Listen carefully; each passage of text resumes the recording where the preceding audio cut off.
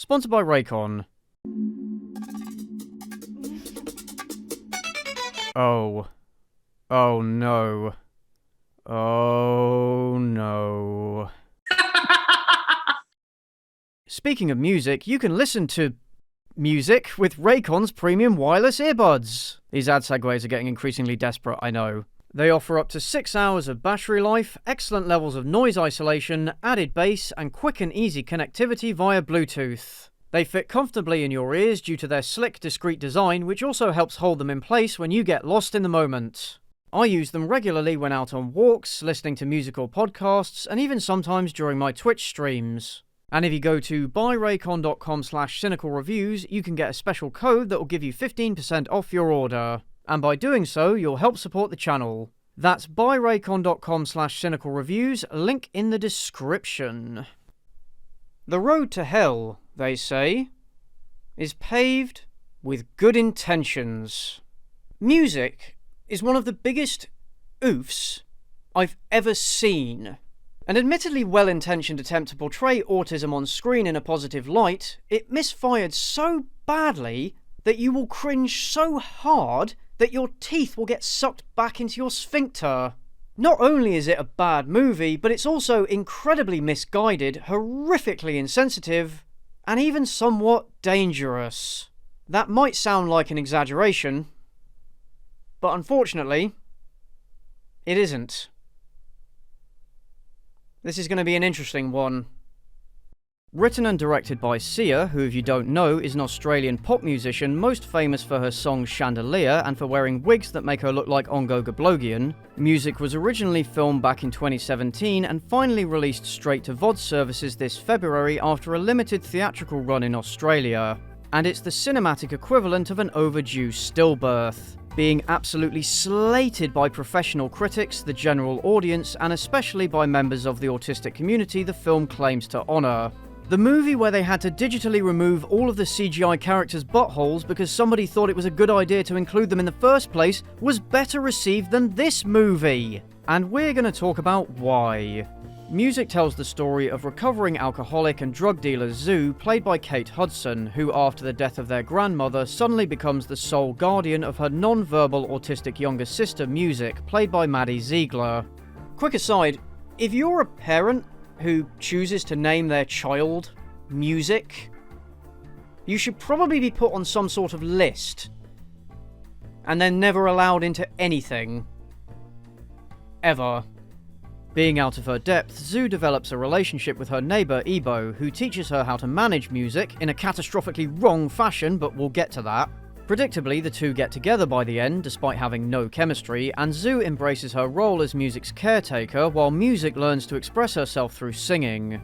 The plot isn't worth going through in detail, except where it becomes relevant to the controversies surrounding the movie, which is why we're really here. But even ignoring them, it's not a good movie. It's boring, it drags longer than its short runtime would suggest, it has horrible pacing, and does too much of that awful handheld shaky cam thing I hate so much. A fair few plot points make no sense or are poorly established, its characters are poorly written, and the performances are only decent at best. It does very little to explore its serious themes, and handles them very poorly. God knows why this was nominated for 2 Golden Globes. It didn't win any, and the Golden Globes are a joke, but still. Of course, the shadow hanging over all this was the casting of the non-autistic Maddie Ziegler to play an autistic character, a decision that led to widespread criticism from the autistic community after the trailer dropped back in November. The issue of representation in media is an extremely complex one that I can't possibly go over within the scope of this video, but seeing themselves represented appropriately in media is important to many members of historically marginalised communities, especially given the somewhat mixed record of this up to this point. And a great many people on the autism spectrum were very unhappy with this casting, seeing it as yet another example of a missed opportunity for representation, asking why an autistic actress was not chosen for the role, and accusing Sia of ableism. Now, the sensible thing would have been for Sia to do a press release through a PR agency, or do an interview, or anything vaguely professional.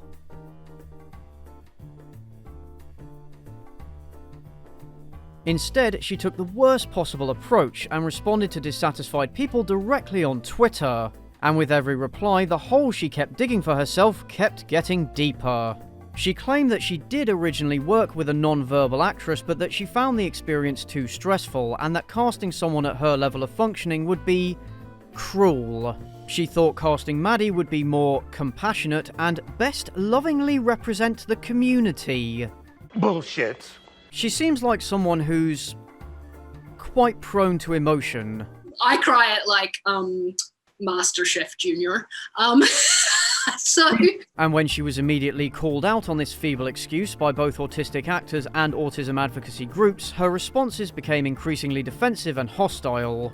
Fucking bullshit, you have no— I can't do it, I'm sorry, I can't do an Australian accent. Fucking bullshit, you have no fucking idea because you weren't there and haven't seen the movie! Grr, fuckity fuck, why don't you watch my film before you judge it? Fury! Oh, that's fucking cringe, Sia, what are you doing? Several autistic actors, myself included, responded to these tweets. We all said we could have acted in it on short notice. These excuses are just that, excuses. The fact of the matter is, zero effort was made to include anyone who is actually autistic. Hashtag nothing about us without us.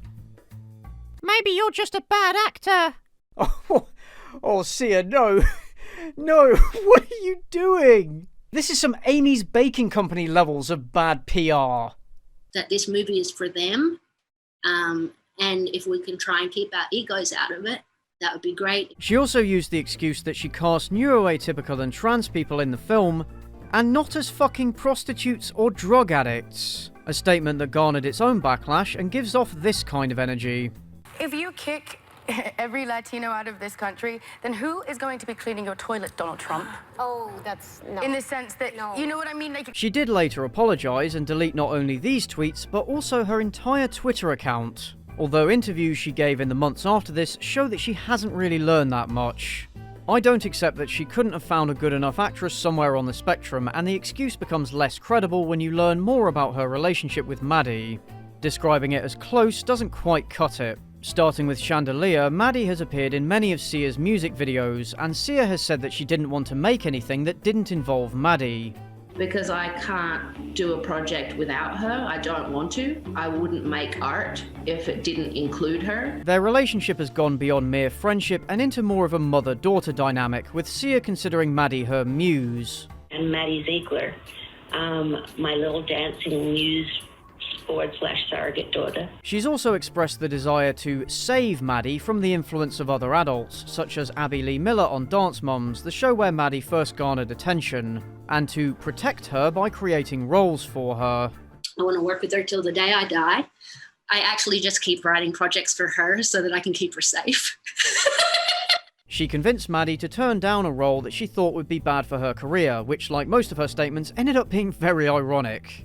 Even recently, she was offered a part in a film, and I felt that the film wasn't good enough for her, and so I called Melissa and I was just, please don't do this. Like, this isn't good for her career. It's not good for her long-term credibility. This is not a good co-star to be in a movie with. They even quarantined together in the same house and have had a lot of sleepovers where they sleep in the same bed. In fact, I've got about 1,000 t-shirts that I had made that just say bonus mum, and it's all I wear. What the fuck? Let's be honest, that's pretty weird, and it explains why Sia lashed out on Twitter in defense of Maddie and why she defaulted to casting Maddie after the first actress didn't work out. That I love. I absolutely love. I want it. It's everything. She's even openly admitted that her decision was made out of nepotism. I realized it wasn't ableism. I mean, it is ableism, I guess, as well, but it's actually nepotism. And since she's declared that she doesn't want to do anything without Maddie, I'm strongly inclined to believe that she wanted to cast her all along, but had to create an excuse to do so. Well, she's now. I've actually written a movie for her, so she's done with the music videos. As you do. So I haven't just really decided. You've written a movie script. Yes. Now, I don't blame Maddie for any of this. She was 14 years old at the time, clearly under the influence of a close maternal figure and woefully underprepared to play this character. Although naive, she seems to have had the best of intentions and even expressed reservations about it. And Maddie arrived and she was living across the road from me at the time. And I could see something was wrong with her. She was pale and she was just unlike herself. And I'd known her since she was 11 and she was 14 now. And I was like, honey, what's wrong? Is there something wrong? And she just burst into tears and she just said, I don't want anyone to think that I'm making fun of them. And I was like, oh, honey, like, I won't let that happen. I was like, I promise I won't let that happen. Fucking hell, Sia. If you have to even have this conversation, you're probably doing something wrong. And also, you can have Final Cut. I said, if there's anything in there that makes you feel uncomfortable, then you can have Final Cut. But she's a young teenager, and you're a mother figure to her, so regardless of what you say, she's not going to want to say no to you. And it's incredibly unfair to put this on her shoulders rather than yours. But even if you don't have a problem with the casting of a non-autistic actress to play an autistic character, which is still an ongoing debate and it's really for autistic people to decide, what you can't deny is that they went about portraying an autistic character in the completely wrong way. They rightfully recognise that people on the autism spectrum are very different from one another and that it's impossible to represent them all in one character. But rather than represent one specific form of autism, apparently out of fear that they would thereby offend somebody... Maybe it was because I was scared. Maybe it's because I was scared that if I made it clear what her diagnosis was, that then I might offend somebody. They decided instead to create their own autistic character by amalgamating a series of stereotypical features attributed to autistic people, resulting in what has been widely denounced as an offensive caricature. Now let me be clear, I'm not autistic myself, and I'm not trying to speak for people that are or get offended on their behalf. They are more than capable of doing that for themselves, as indeed they have done. There are a bunch of videos up on YouTube from autistic people giving their perspectives on the movie, which I'd recommend you guys check out. But just because it doesn't affect me personally, that doesn't mean that I can't recognise that this is offensive. Online, I've not seen a single autistic person express anything other than contempt for this movie and this representation. And given the reactions of some of my fans who are on the spectrum themselves, I think I'm in good standing to say that this is, to put it mildly, problematic. The character is a walking stereotype, having features that individual autistic people can have, such as being non-verbal, being sensitive to stimuli, having repetitive vocalizations and hand movements, and so forth. But it's rare for anyone to have all of the characteristics music does, and of course they don't come naturally to this actress, which is why it's considered an insensitive caricature. It's like when Cartman was trying to fake his way into the Special Olympics, except there he was clearly meant to be in the wrong. Cartman! It also reminds me of Simple Jack in Tropic Thunder, except the whole point of that was to take the piss out of able-bodied actors who play disabled parts, the exact thing that this movie is doing! Although unlike that time Gary Oldman played a dwarf in Tiptoes, yes that's real, I even did a video on it, I doubt this problem would go away if she were portrayed by an autistic actress. But the fact that she's not makes it 100 times worse. I do believe them when they say they never intended to cause offence or hurt anybody's feelings, but they colossally fucked this up. And it's very clear that they neither did their research properly nor sought input from the autistic community. Sia claims that she had 2 autistic people advising her at all times. But judging by what I've seen of her in interviews, she seems to have been surrounded by yes men and enablers. And then a few people started telling me, no, you're a director, you should do the movie by yourself, like, you should do it. So even if this is true, they probably weren't in the best position to speak out. So it really doesn't mean much. And as she later admitted, talking to only 2 autistic people isn't a good way to gauge the experiences of an entire community. Autism charities and advocacy groups would have been a good way to go, but they weren't consulted until after the movie was already completed, which is the backwards approach if you're trying to best lovingly represent the community. And when she decided to bring one of these groups on board, she couldn't even get that right, because she chose to work with Autism Speaks. I won't go into details about why Autism Speaks was such a terrible choice. If you want to know more, check out this video, I'll link it in the description. But just know that they are extremely controversial within the autism community, and they've been widely criticised for their methods and approach. Think of them as being like the Peter of autism, but arguably worse. When she was told about this on Twitter, Sia's response was, "Oh shit. How do you spend 3 years researching autism and not know that Autism Speaks is controversial? Huh, that was easy. And when even Autism Speaks denounces your movie, you know you fucked up. But like I said, they clearly didn't do the proper research. Sia said that she was inspired by and wanted to recreate older feel-good movies like Rain Man. I wanted to make it like the old movies, you know, that like Forrest Gump and Rain Man, and, you know, I short described this movie as Rain Man the musical, but with girls. But Dustin Hoffman worked with autistic men and their families for over a year in order to better understand their experiences, as well as spending a lot of time with the savant Kim Peek, the inspiration for his character in the movie. And this dedication comes across in his performance. But Maddie's research involved watching YouTube videos of autistic kids having meltdowns that were uploaded by their parents. And I really hope I don't have to explain how messed up that is. And Leonardo DiCaprio's performance in What's Eating Gilbert Grape. Except his character isn't even autistic. He appears to be developmentally disabled, which is not the same thing. But even if his character were on the autistic spectrum, that's a terrible way of researching how to play an autistic person. That's worse than watching Keanu Reeves in Dracula in order to learn how to do an English accent. Of course, sir. If I may inquire, what in fact happened to Mr. Renfield in Transylvania? Why didn't they spend more time with more people who were actually autistic? Would that have been so hard?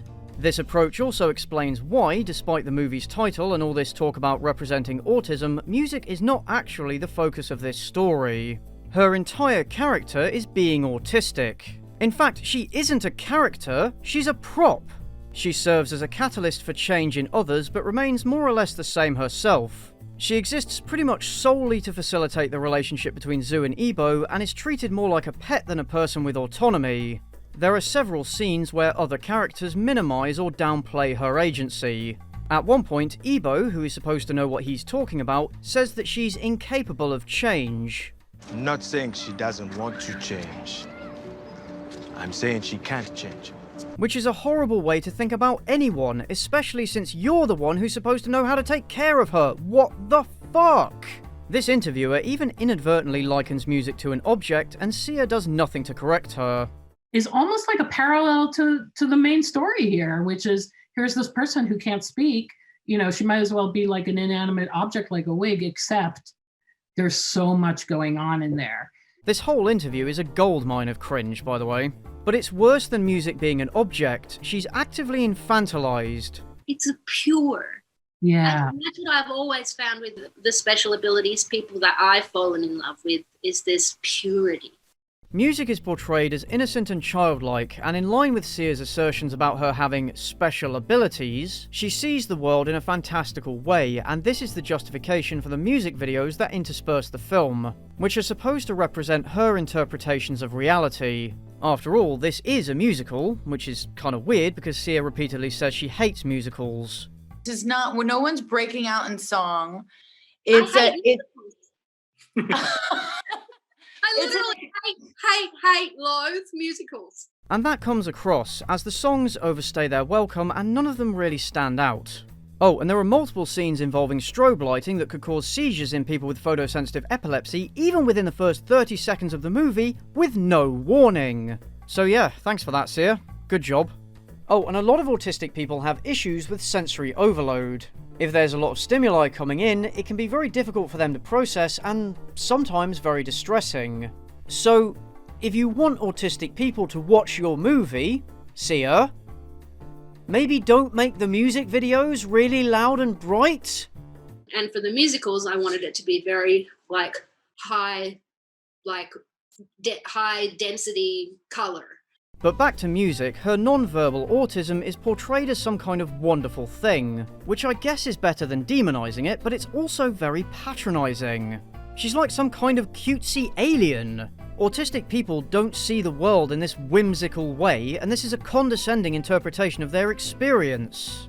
Autistic people are just that. People, and they deserve to be treated as such, warts and all. South Park, a show that had an episode called Cripple Fight, showed its disabled characters more respect than music does. Even fucking Mac and Me, one of the worst movies ever made, handled representation better than this piece of shit. How sad is that? And everything in music's life is sunshine and rainbows, and we don't see her experiencing the difficulties and social stigma that many autistic people unfortunately experience. The whole thing is so woefully tone deaf, which is funny coming from a musician.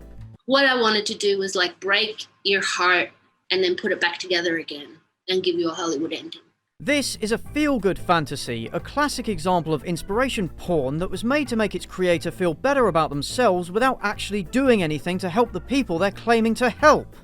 That we're here because we care about the autism community, and we care about the caregivers, and we care about all of the people on the spectrum and all of those who are being represented in film. But if that was true, Sia, then you should have done your homework properly and not dismissed those autistic people who raised concerns about what you were doing. And there is absolutely no excuse to have included the two worst scenes in the entire movie that take music beyond just being a bad, poorly researched, condescending and offensive movie and into actually dangerous territory. There are not one, but two scenes where restraints are used on music while she is in distress.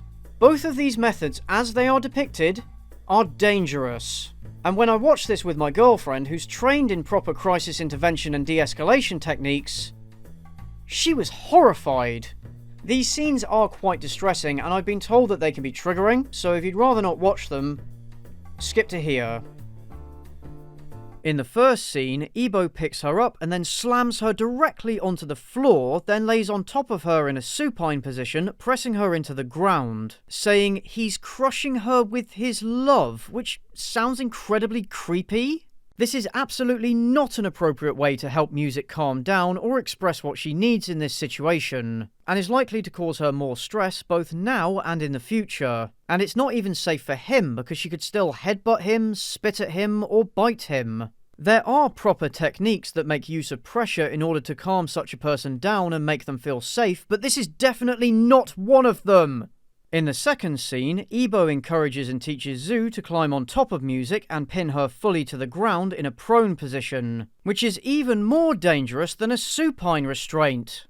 They make no effort to de-escalate, encourage her to communicate what's causing her distress, or lead her away from the situation. They go straight from 0 to 100 by putting her in a position that's been proven on multiple occasions to be potentially lethal. This is one of the worst ways to restrain someone, and it should only be used as a last resort in an emergency, and even then only on certain people. But that's not how these restraints are portrayed in the movie, and that context is important. If the movie were condemning this, it would be a different story. But Ebo is presented as someone who knows what he's doing, and on both occasions, these are shown to be the right methods to calm music down. And it's a sign of Zoo's growth as a caretaker that she's able to use this technique. Are you starting to see how absolutely fucked up this is? Some people who see this movie and don't have any other context or understanding of the lives of autistic people or how to address their needs are going to think that this is acceptable when it couldn't be more abhorrent.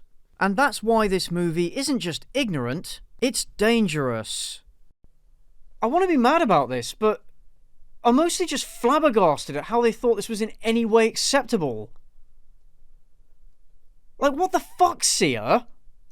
In order to cover her ass after the resulting outrage, Sia said that a warning would be added to the start of the movie. That music in no way endorses or recommends the use of restraint on autistic people. Which is complete bollocks. You can't have it both ways, Sia. She also said she plans to remove the restraint scenes from all future printings, but this was a digital release, so why couldn't she have just removed them already? In fact, why did she even film them in the first place? You did 3 years of research and thought this was okay? What were you doing the whole time? Watching Shane Black movies? You know, a lot of experts say that being on the spectrum isn't really a disorder. It's actually the next step in the evolutionary chain. You need to shut the fuck up! She says the film was inspired by a low-functioning autistic friend of hers, but that should have been all the more reason to get it right. Would she be alright with this happening to her friend? She may have had good intentions, but she clearly had no idea what she was doing and comes across as a massive idiot.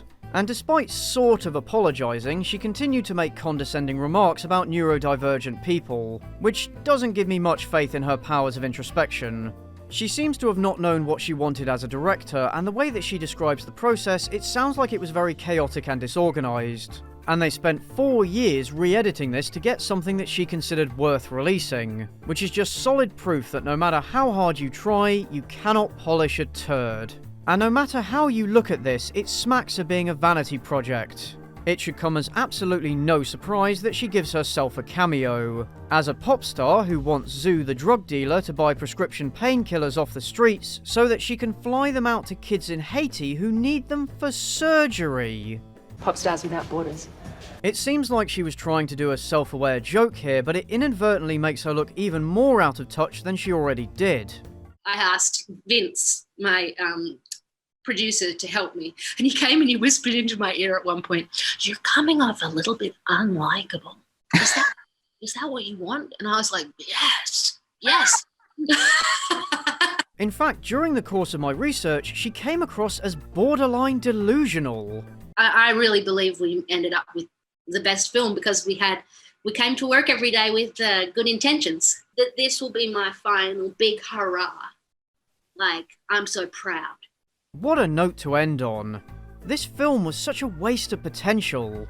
They had a great opportunity to tell a story about what life is like for a low-functioning autistic person with echolalia, to show us how such a person could learn to express themselves through music and say something about how autistic people are treated in our society. Instead, they present this very unrealistic, ableist, and very shallow take on this topic, perpetuating offensive stereotypes about autistic people and having everything end all hunky-dory for music despite how grossly irresponsible and ill-informed all of the adults in her life are.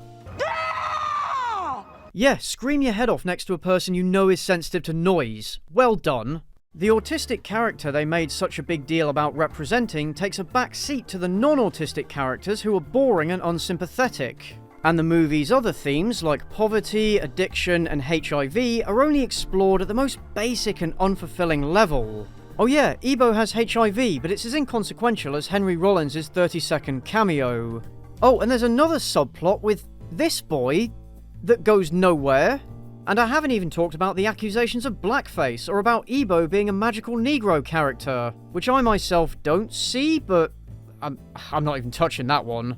And there's a bunch of other stuff I could complain about, but none of it matters in comparison, so who gives a shit? You guys get the idea. I regularly put myself through terrible movies for a living, but I've not felt this uncomfortable watching a movie in a long time. Don't buy this shit, not even out of morbid curiosity. It never approaches funny bad territory, and the cringe is not worth it. To offset the fact that I spent actual money on this, I chucked a bit of money to some worthy causes. And I'd suggest you guys do something similar. Let's make some good come out of this shit show. Sometimes, good intentions aren't enough. You also need to listen, and you need to learn. And sometimes, as with Sia, you just need to shut the fuck up. And my mind's able to just be like, Seriously, please shut the fuck up. Gonna try doing the outro in a different way this time. Let's see how it goes. Thanks for watching, folks. If you enjoyed the video, do give it a like and a share and all that good stuff. Thanks as well to that person who offered to give me the R-word pass. I respectfully decline, but thank you all the same. If you want to support the channel, check out the sponsor Raycon, pick up some merch over on Bonfire, pledge your support on Patreon, or become a YouTube channel member. Not only will you get to join all these lovely people on screen, but you'll also get early access to uncensored versions of videos without ads or sponsorships. Follow me on Twitter and join my public Discord server if you want to stay up to date with stuff, and I will see you in the next one. This mic smells of plastic and is very fluffy.